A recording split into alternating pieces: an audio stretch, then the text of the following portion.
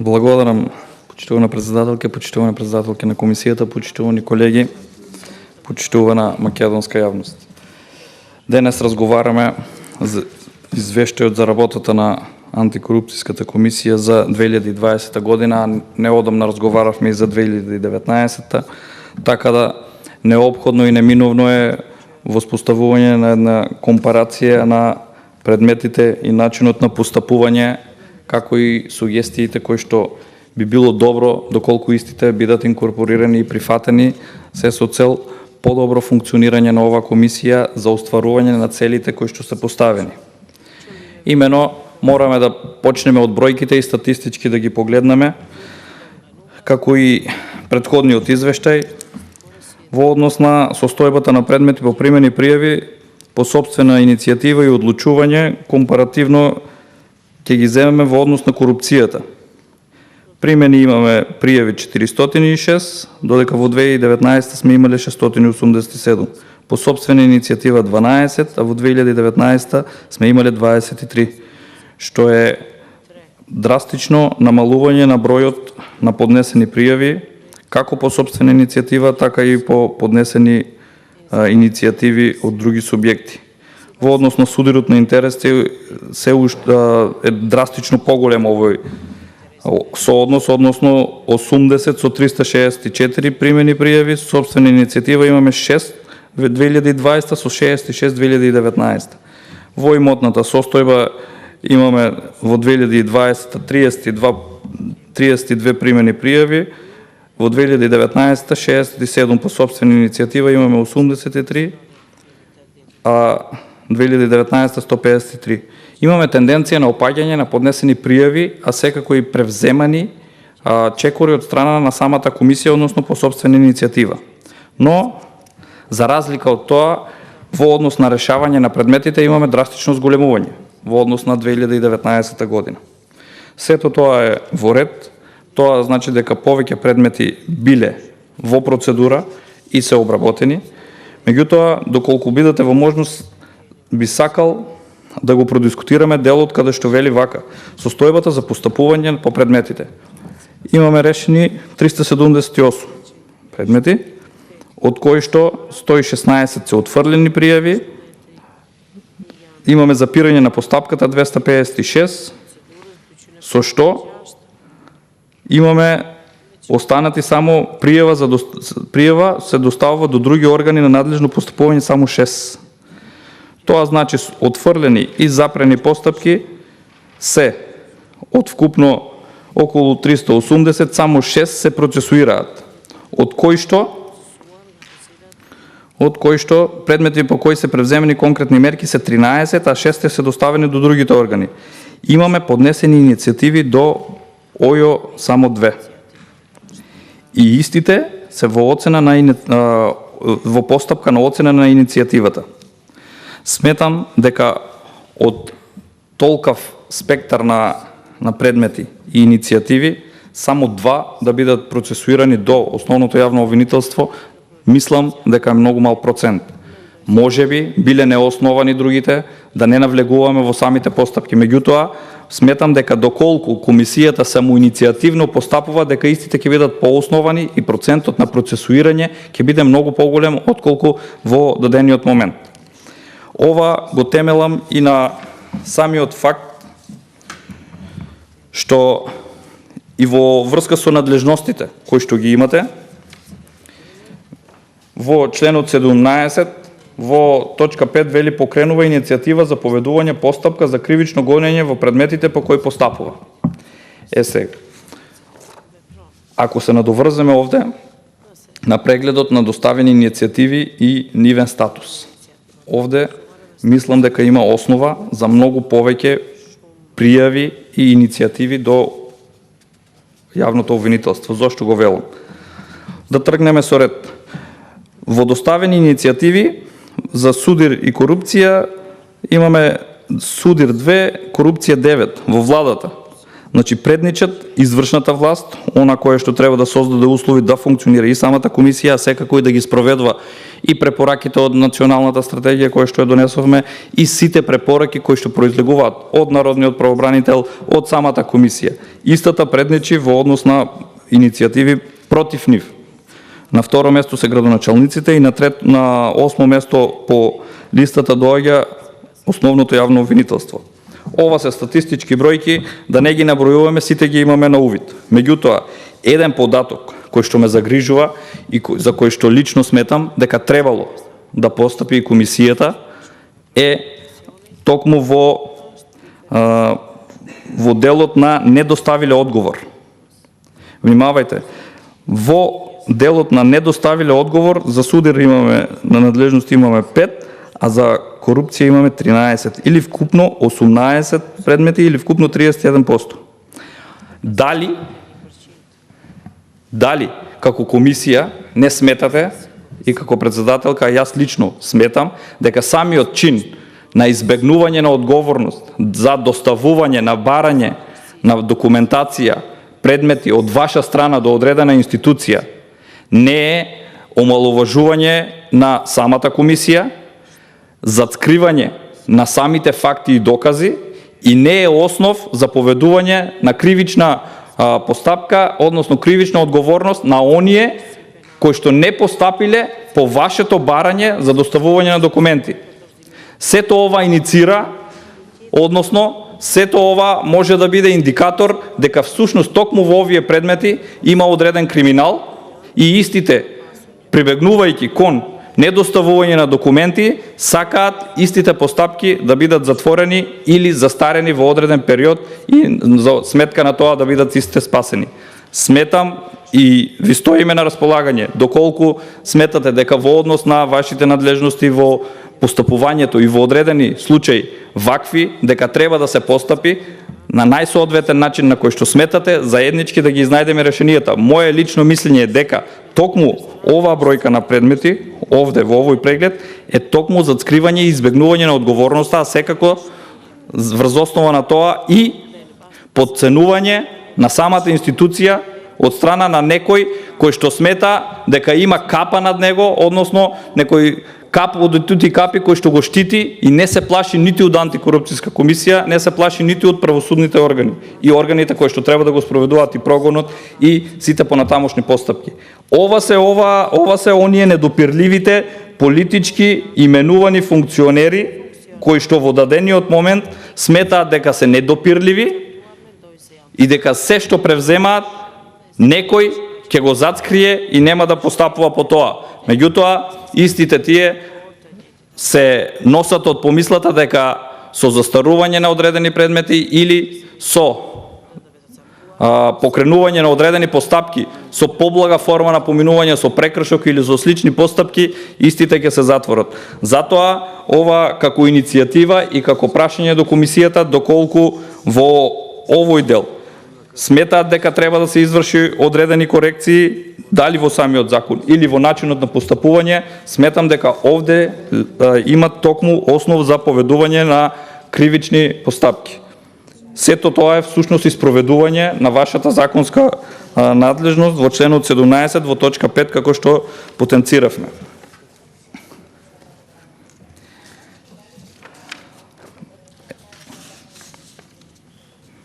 Во однос на постапувањето од областта на судирот на интереси, исто така имаме пораст, односно пат на поднесените пријави во однос на 2019 година, меѓутоа, пак ќе речем, можеби е ова индикатор дека самата институција решила повеќе предмети и не се поднесуваат или немало одредени назначувања, избори на одредени функции каде што би се поднесувале одредени изјави за судир на интереси, а со тоа би се детектирали одредени аномалии. Тоа е индикативно, така да може тоа да се однесува на тоа, затоа не навлегувам во овој дел. Меѓутоа, кога зборуваме за иницијативи за преиспитување на легислативата на позитивните законски прописи, за кој што и претходните говорници кажаат дека всушност вие, односно сте ги доставиле, ние ги немаме добиено. Лично сметам и ја поддржувам професорката во делот дека истите извештаи од вашата комисија и сите овие измени и дополнувања на законите треба да се доставуваат на повеќе органи кои што се во системот на борба со корупцијата. Од Врховниот суд, од Уставниот суд, од правобранителот, покрај владата, до собранието, сите овие институции кои што треба да учествуваат некој во постапка, некој како надзор, да можат да бидат известени, а не да се доведеме во ситуација како што денес сме. Вие сте доставиле, ние немаме добиено, кои од овие закони се во постапка, односно сметате дека треба да се изменат. Со тоа се нарушува и се пореметува самото функционирање на државата, односно правната држава, каде што поделбата на власта воопшто не функционира. Тоа е таа сурова реалност во која што живееме. Меѓутоа, покрај спектарот на закони кои што ги наведовте, за жал ние ги немаме добиено. Еве, конкретно уште едно мислење и гледање, како и предлог до вас, како комисија, бидејќи најактуелно во дадениот момент, ние токму председателката на Судскиот совет, кој што знаеме дека имате покренута одредена постапка за преиспитување на имотната состојба, меѓутоа сметам дека треба да постапите и во однос на нејзиното назначување, но и да ја немате ова надлежност, зборот ми е во друго. Ова е класичен пример каде што можеме да согледаме аномалија во самиот систем на функционирање, во делот каде што имаме оштетување на доверители и оштетување на штедачи во висина од 1,6 милиони евра од страна на приватна фирма на самата председателка на Судскиот совет, за која што на виделина излезе пред неколку недели или пред неколку дена, за која што вие сметам дека треба посериозно да се позанимавате. Но, како предлог, дали ова е само еден од мноштвото случаи во кои што имаме класично можности и индикации дека станува збор за перење на пари. Зошто? Еден од законите кои што треба да го преиспитате според мене, во однос пак на ова преиспитување на можностите за корупција во позитивните законски прописи, е Законот за трговски друштва. Зошто?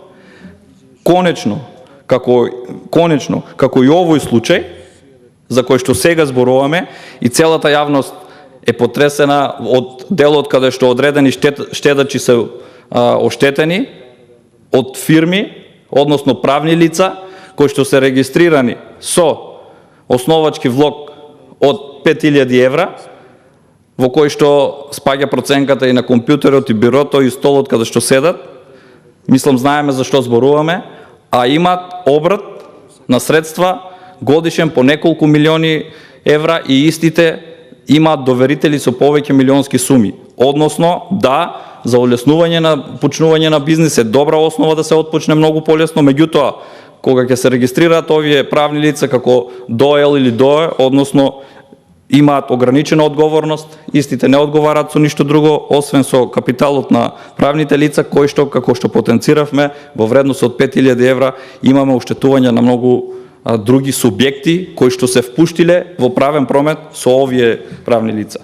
Мораме да изнајдеме некој начин со отпочнување на вршење на дејноста, со зголемување на самите обрати на средства, да се зголемува и одредена гаранција во однос дали банкарска гаранција или на друг начин да можат да бидат обезбедувани одредени правни лица.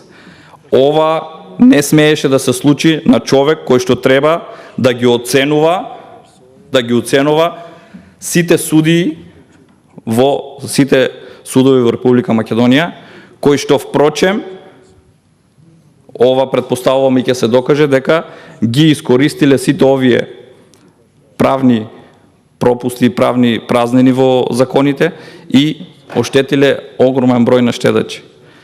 Ова е само еден од мноштвото случаи кои што ни се на очевид на цела јавност. Ова го потенцирам да не ни се случуваат вакви скандали за кои што јавноста со овие случаи ја губи довербата како во извршната власт и во правосудните органи, а почнува да ја губи довербата токму и во комисијата. Комисијата сериозно да се позанимува со вакви случаи, за да перцепцијата кај граѓаните ја издигнеме на едно повисоко ниво, всушност што и се и целите и визијата на самата комисија. Меѓутоа, за жал, се уште и во 2020 година 64% од предметите се однесуваат токму на корупцијата. Корупцијата ни е рак рана во општеството во кое што живееме, а всушност и вие самите ова го нотирате и велите вака. Но и покрај тоа, со анализираните пријави, 436 се потврдува фактот дека правосудните органи, извршната власт и институциите кои одлучуваат во сферата на урбанизмот и општините се перцепирани како области со најголем ризик на корупција. Целосно се согласуваме со ова, меѓутоа за да ја изменеме оваа слика, мораме да пристапиме кон вакви измени, практични, согледувајќи го можноста за злоупотреба или озаконување на незаконското. Ќе се осврнам само на делот во врска со решавање на прашањата во областа на урбанизмот и градење и рушење од страна на локалната самоуправа, бидејќи и самиот извешај е доста обемен и не можеме целосно секоја област поединечно да опфатиме. И овде пак ќе се надоврзам. Еден од клучните и детектирани области каде што имаме најмногу корупција е единицата на локалната самоуправа. Ако во правосудството имаме 58 предмети, во извршната власт 29, во единиците на локалната самоуправа имаме 28, а во урбанизам и просторно планирање 32. Имаме класичен удар врз институциите во однос на тоа со пораст на корупцијата и перењето на пари и злоупотреба на позитивните законски прописи во однос и на донесување на генералните урбанистички планови, изменување за потребите на лоби групи и на градежната мафија на самите детални урбанистички планови кои што се во спротивност со генералните урбанистички планови и непостоење на механизмите за нивно суспендирање и поништување за кое што самите нотирате дека е така. Во таа насока мораме заеднички да смогнеме сили да ги ревидираме, односно да ги промениме законските решенија, бидејќи, верувајте, пред само неколку недели пак имавме исти таков случај со продажба на станови од страна на еден агент, на повеќе лица, ни се повторуваат оние изминати години како што беа аферите од ФИКОМ и слични, за да не ни се повторуваат овие. И доследна примена на самите закони. Зборувавте дека има покренато и во однос на законот за градење, ако не се лажам, иницијатива, и во однос на тоа дека инвеститорите вршат поделба на градежни парцели во идеални делови, што е недозволиво. Истите вршат продажба на стамбени објекти без соодветно парцелизирање и соодветно давање на дел од земјиштето кое што им следува, дали во идеални делови или во заедничка сопственост, тоа е веќе друго прашање во однос на терминологијата и во однос на секоја парцела. Сите овие аномалии кои што ни се појавуваат согласно законот за градење и користење на лоби групите врз носителите на јавните функции, избраните лица како градоначалниците и министрите за злоупотреба и класично перење на пари. Овие се рак рана на целокупното работење на градежниот сектор, каде што се вртат многу големи суми на средства и никогаш не се доведува во ред сите оние принципи на постапување од воспоставување на донесување на урбанистичките планови до реализација и завршна фаза на намената на самите урбанистички планови, бидејќи истите во од се менуваат како од деталните урбанистички планови, урбанистичките планови за села, генералните урбанистички планови, АУП, значи се изнаоѓаат најразлични начини на злоупотреба на овие законски решенија.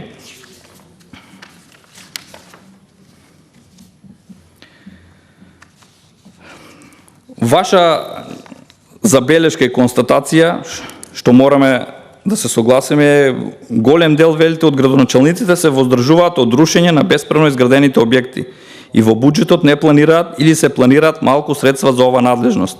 Индикативно, намерно не се планираат средства за да не се рушат оние бесправни објекти кои што се со конечни и правосилни решенија за рушење. Во случај на потреба од рушење најчесто се повикуваат на непланирани или недоволни средства за ова намена. Ова е ваша констатација, целосно се согласувам со тоа и ова е уште еден индикатор за самите носители на функциите, зошто не си ги планираат овие средства и зошто не ги стават во буџетите да можат да се реализираат овие активности. Во однос на оценката на состојбата со корупција и борба против корупцијата во државата во точка 4 во самиот извештај е извештајот од Европската комисија, каде што за жал се детектирани корупција на секое ниво. Исто така перцепцијата кај граѓаните за правосудството и сите државни органи е на доста ниско ниво, односно недовербата е над 70% во самите правосудни органи.